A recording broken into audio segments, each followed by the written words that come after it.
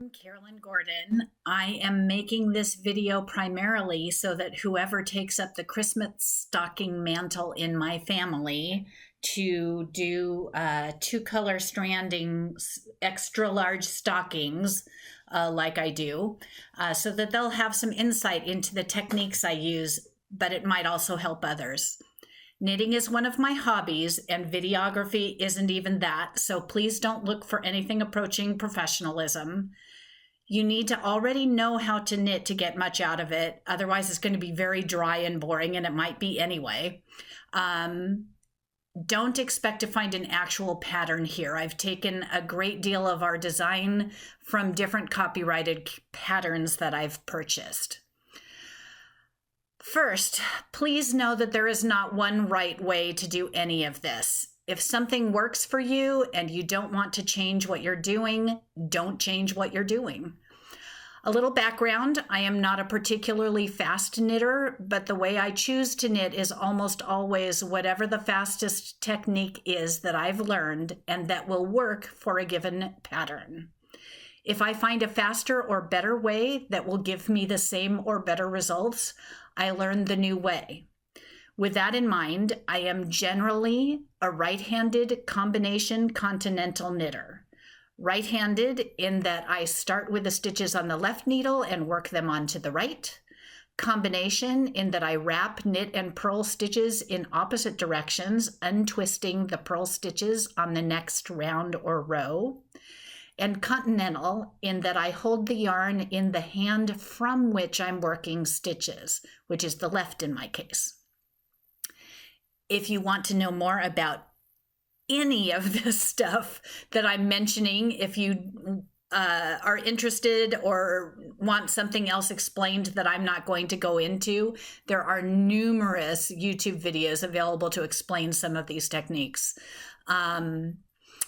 I'll also point out a few people whose videos and or books have been of particular help to me. Also, there are some times when I don't do combination knitting, when I do Western knitting and wrap my purl stitches counterclockwise around the needle, just like I do my knit stitches. And that typically is when I'm doing decreases, such as you'll find in a Christmas stocking heel turn.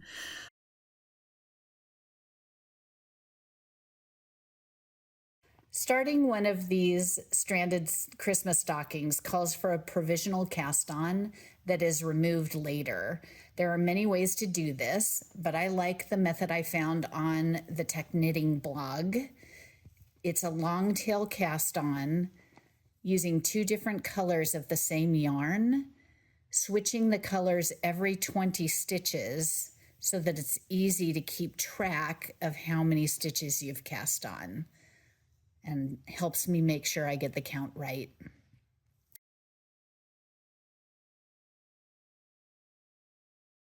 This is row 29 of the stocking, and this is where I am knitting the cuff lining to the cuff. It's seaming and knitting at the same time. So in my left hand I've got 2 needles, and in my right I've got 1, and I just follow the pattern. I just follow the pattern the same way I would in any other round, but instead of just going through 1 stitch, I'm going through 2, 1 from both the needles on the left, and bringing the stitch through and pulling that off both the needles on the left.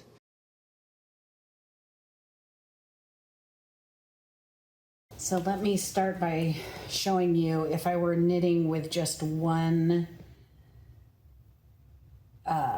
color, how I would hold the yarn.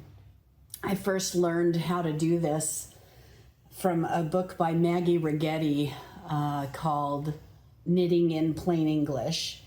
And I don't remember if this is how she describes it, but I know that I got the way I hold a single strand of yarn from her.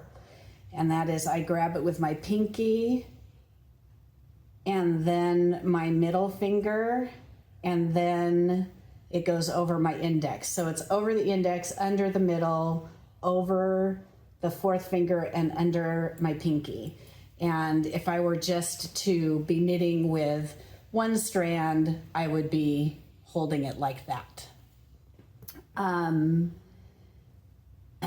When I hold two strands, I used to do it by holding one strand like that in my left hand and the other strand like that in my right. And it's important that if you're knitting the way I knit, that you hold the foreground color in your left hand and the background color. Actually, this is for the section of the stocking I'm on right now, not right. So foreground color in your left hand and background color in your right, because the foreground color needs to go on the bottom, and it just, the stitches pop more. Other people can explain why. I don't completely get it, but it works. When I strand, I've experimented a lot with holding two different colors, and I got some advice online from Roxanne Richardson too, who has an amazing YouTube channel. But this is how I do it. And one of the reasons I'm making this video is so that I remember how to do it myself.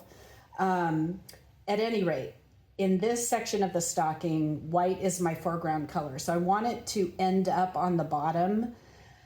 But the way I grab the yarn is a little different when I'm doing two colors. I grab the background color with my pinky, then I grab the foreground color with my ring finger, then I grab the background color with my middle finger, and I grab the foreground color with my index, but I wrap it around and then under the background color. So once again, I grab the background with my pinky, foreground with my ring finger, background with my middle finger, foreground while wrapping it around with my index and going under the background. So this accomplishes a couple of things. It gets me tension on both of the strands, both of the colors. It gets the foreground color on the bottom, or left if I were to hold it in two hands again. So that's how I do it. Now, one thing I've noticed is when I'm, quote, loading my fingers with the yarn, the foreground color is the last color that I knit on this side of the stocking. So it's already on top, so I can hold it like that. If it were not, let's pretend for a moment that red is the foreground color here. I would then want to lift this over the background color and grab it this way, and then it ends up being correct. A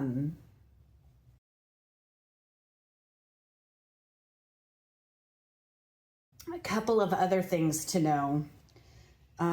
When I'm stranding, I knit, as you can tell, I knit my stockings and any stranding in the round, I knit them inside out, because when I don't, I'm a tight knitter, and so what will happen is the parts with the strands will just get squished too much, and this just helps me. I was taught by the mom at the elementary school, one of the other moms at the elementary school my kids went to knit inside out, and that helps. The other thing that I do is when I have more than one round with non-stranding, I will be knitting with a slightly smaller needle, and when I'm in the stranded rounds, I knit with a slightly bigger needle, so that helps too. The rules about stranding, all these things on the wrong side of the stocking, you can see where these are called floats, where all the yarn that I'm not currently knitting with stretch over the stitches of the other color. And what especially on a stocking, I don't want the floats to be too long because we're going to be, Santa will be stuffing these stockings and we'll be taking gifts out of the stockings, and we don't want it to be really easy to accidentally snag the yarn.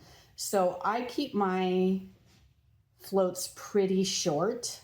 I will catch them every 4 stitches. But if I just had one run of 4 stitches, I wouldn't bother catching that. But let me show you how I catch the floats. This is a lot easier to do when I'm holding both of the yarns in one hand. So I can do that. Now, there's a couple of rules with catching the yarn. One is that you cannot catch the yarn in this round directly above a stitch from the previous round that got caught. It will just end up, the other color will end up poking out a lot more. It won't look very good at all. So that's one rule, where you can't catch immediately above a place that you caught the yarn, regardless of the color, in the round before. The other thing is, you don't want to catch it. You don't want to, it takes 2 stitches to catch the yarn. There's like the first half of the catch and a second half of the catch. You don't want to start a catch on the last part of a color, and you don't want to start it on the first part of a color. So bearing those rules in mind, right now I'm starting around, I've already got, from the previous row, I've got 3 stitches. I caught the red yarn, the background, on this stitch, and then I got 1, 2, 3 already. So I'm looking here on the back here, there's no catch. So this is the 4th stitch. It's fine for me to start a catch on this one. So this, I'm knitting right now in the foreground color, and this is how I knit a stitch while catching if it's the foreground color. I bring the tip of the needle behind the background color, grab the foreground color, and knit it. Easy peasy. That's the first half of the catch. You can see that it's caught, the red is caught behind the white there. So to finish the catch, I just knit the foreground color again, but I make sure that I'm taking it from the bottom as per usual. And now this stitch right here has caught the background color. So I count that as stitch 4 in my catches, or 3 sometimes, but I'll count this where I ended it as stitch 1 for the next part. So I'm going to go, 2. So now I have 2 stitches here. 2, because I'm only letting myself go 4 stitches before catching. After the second stitch, I look at the back to see if I can wait till the 4th stitch, and I can here. See, the catch is on this stitch, and I need to get it to this one. I need to catch it on this one, and it won't be directly above, so that's okay. So this is 3 and 4, and I'm going to catch it this time, and then finish. Okay, so that was the 4th stitch that I caught it in. Now this is 1. And because I only have 4 stitches here, I'm not going to bother. This is 2, 3, 4. I'm not going to bother catching it again there. Okay, so let me go further along on this round.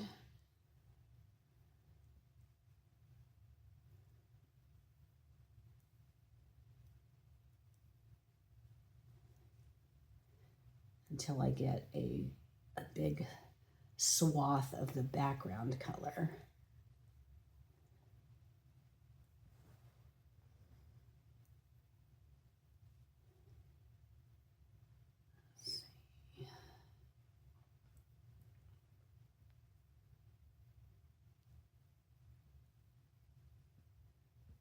now I'm to a point in the pattern, and this is not the main Pacific Northwest pattern that I'm doing. This is a pattern for me and my husband, but now I'm to a point where I'm going to knit 7 background stitches in a row. So the middle stitch, the 4th stitch is where I would normally do it, and that's a white stitch up from the previous round, and there's a red one next to it. So I know, because of my rules, I know this doesn't have a catch in it because I don't do catches on the edge of a color block. So I'm just going to go 1, 2, 3, and now I'm going to catch the background color. And this looks really twirly, but it's really the same thing. I'm putting the needle into the stitch that I'm going to be going into. I'm going behind the color I'm not using, wrapping the color I am using, and bringing that through. So that was kind of twirly, but I've just caught the first part of the catch of the foreground color behind the background color. And now if I knit the background color again from the top and not going behind the foreground color, then that will finish that catch. So now you can see that the foreground color has been caught behind the background color. Now in different parts of the patterns for these stockings, the foreground color could change, and I will switch the way that I put the colors on my fingers so that the foreground is always on the bottom and the background is always on the top.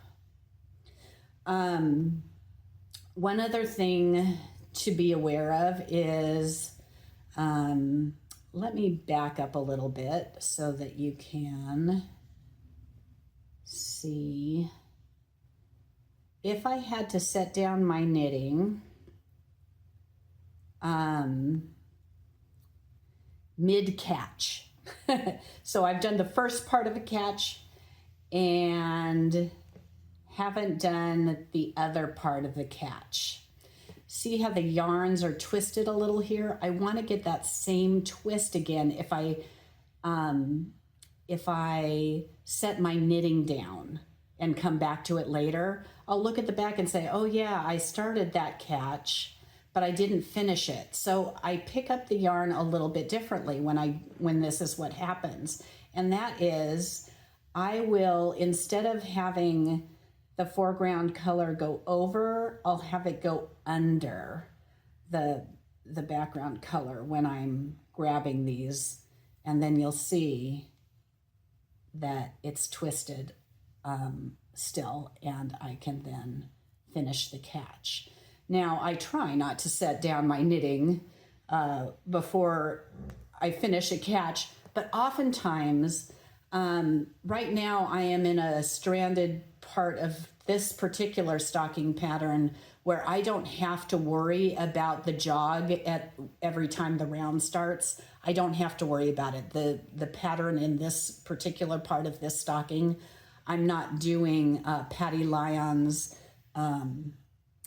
fix for that, but I do for other stranded parts. But if I end around and I'm mid-catch, because I'm catching a float, I will have to pick up the yarn that kind of twisty way when I come back to my knitting so that I finish the catch. One thing to keep in mind though, when I am doing Patty Lyon's jogging rule, is that she always catches it in her rule. If you're doing a red stitch into a red stitch at the end, and watch her video, you'll know what I'm talking about. I'll catch the white in between those 2 red stitches, or vice versa. I'll catch the red in between 2 white stitches. And those I only do a half catch. I will not finish that catch. Otherwise you'd have a whole row of things looking weird, at least in my experience.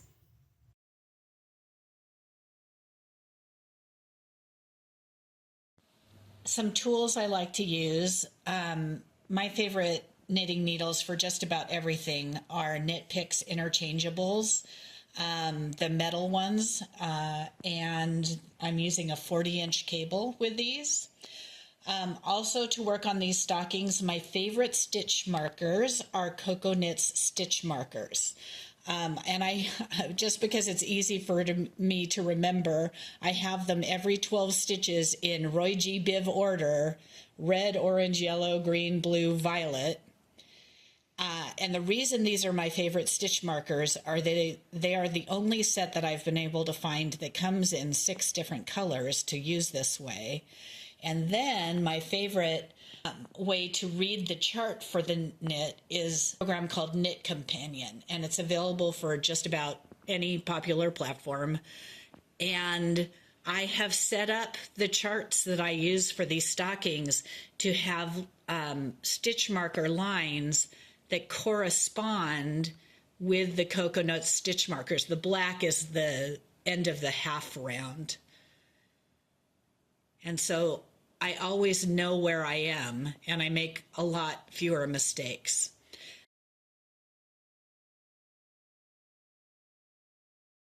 Okay, so we're going to get a close-up on how I load the yarn into my fingers, because I know the previous video was kind of far away.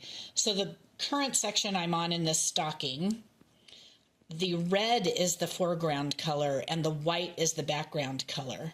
The last stitch I knit was white. When I finished this half round, I made sure that this next stitch that I knit would be okay to do a catch on, because I've got 3 whites in a row, and I am going to have a lot of white starting this round. Okay, so red is the foreground, and it needs to end up on the bottom of my fingers, but when I load it, I lift it over the white. So I'm lifting the foreground over the background. I'm grabbing the background with my pinky, foreground with my 4th finger, background with my 3rd finger, foreground with my index, and I'm wrapping it around and then tucking my index finger under that background color again. So I'm ready to knit, and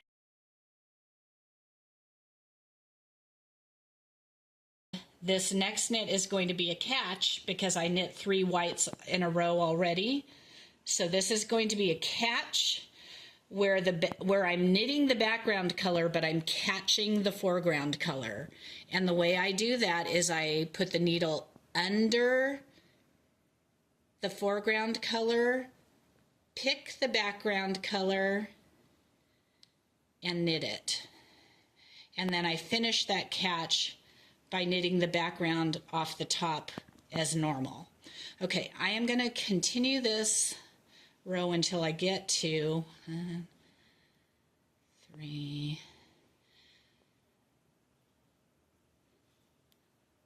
4,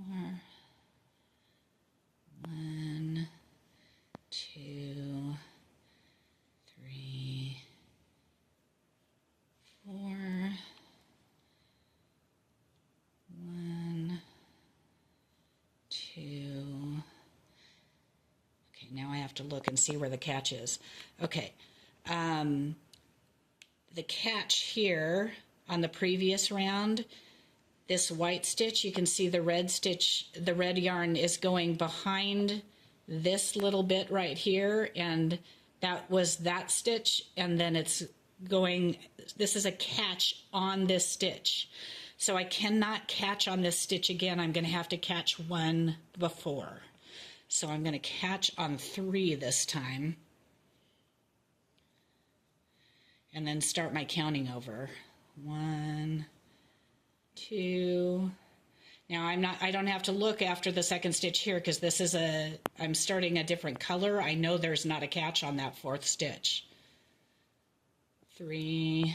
So now I'm going to catch here. 4. Okay. And I I only need 2 more stitches here of the white.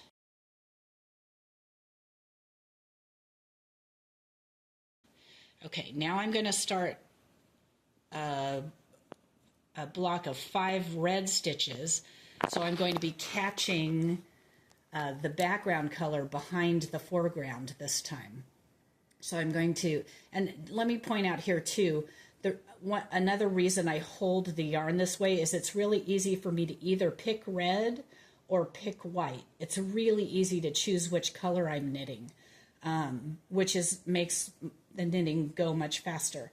Okay, so I'm going to knit 5 red stitches in a row, which is the foreground.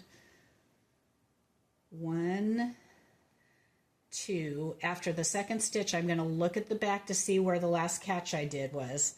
The last catch I did is on this stitch, and this is the 4th stitch in this current float that I'm doing. So it's safe because there's not a catch there on the round before. So I'm going to go 3. Okay, so now I've to knit the foreground color and have it catch the background. I put my needle through the stitch on the needle. I go around I go behind the background color and pick the foreground color and bring it through. And then I finish that catch by picking the foreground color as normal. And that's how you do it.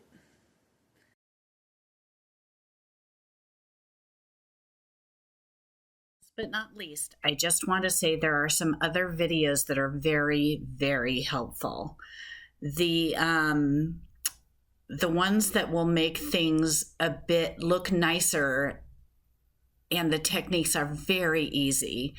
You should watch Roxanne Richardson's videos on the Finchley graft and on blocking with a wooden spoon.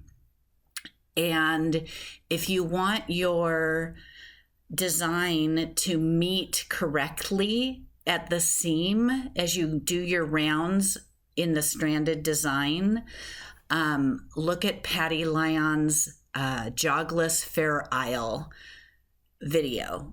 It's amazing. These women are geniuses. They don't endorse anything I'm doing because they don't know me. But they are amazing, and all of their videos are knitting gems. Hope this helps.